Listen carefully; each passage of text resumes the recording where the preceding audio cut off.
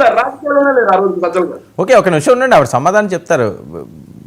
కీర్తన గారు, ఏంటి సజ్జల గారు కడప మీ సొంత అడ్డాలోనే జరిగిందట, ఇది మీకేమన్నా ఇన్ఫర్మేషన్ ఉందా? ముందుగా మీకు అలాగే ప్యానల్ పెద్దలకి 99 వీక్షకులకు నా నమస్కారం సార్. యాక్చువల్లీ శేఖర్ రెడ్డి గారు గింజుకుంటున్నారు కానీ వాస్తవాలు అవాస్తవాలు ఏంటో తెలుసుకొని మాట్లాడాలి. అన్యాయంగా ఒకరిని రూపలేసే కల్చర్ అయితే కుటుంబ ప్రభుత్వంలో లేదు. ఆ విషయం మీరు తెలుసుకోండి. నేను ఒక రాయలసీమ బిడ్డగా మాకు అత్యంత సన్నిహితమైన రాయచోటి ప్రాంతానికి మధ్యలోనే ఏదైతే allegation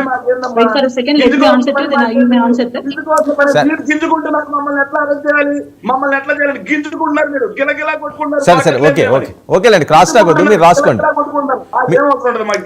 okay okay Shekhar Reddy గారు, ఓకే శేఖర్ రెడ్డి గారు శేఖర్ మీరు నోట్ చేసుకోండి. క్రాస్ టాక్ అయితే ఇంకా అది నడదు. సరే ఓకే, ఖండించండి, మీరు రాసుకోండి మీరు రిప్లై ఇవ్వండి. మీరు కీర్తన గారు, ఓకే కీర్తన గారు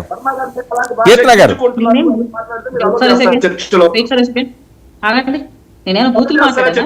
నేను అసభ్యకరంగా మిమ్మల్ని పేరు పెట్టి పిలిచానా? ఎందుకు కించుకున్న టాపిక్ డైవర్ట్ చేయకండి, కాసేపు మ్యూట్ చేసుకోండి. మీరు మాట్లాడినప్పుడు నేను సైలెంట్ గా ఎందుకున్నాను? సరే ఒక నిమిషం అండి శేఖర్ అది ఏముంది, అరే ఒక నిమిషం అండి, వెయిట్ అండి. ఓకే, మీరు అనేసారు కదా, పోనీ అయిపోయింది కదా, ఓకే వెయిట్.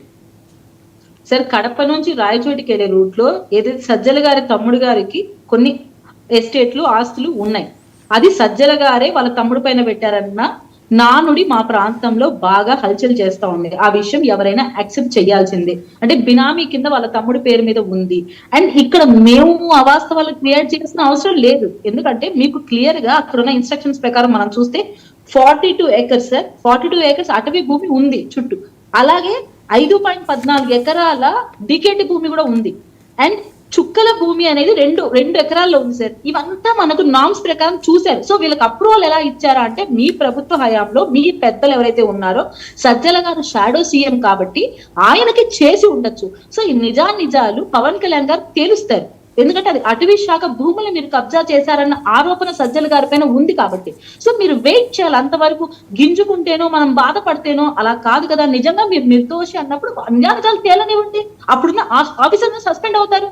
ఎవరైతే మీకు పర్మిషన్స్ ఇచ్చారో, ఎవరైతే ఆ అక్రమాలకు తావు ఎలాగ పాడుపడ్డారో అందరికీ శిక్షలు పడతాయి.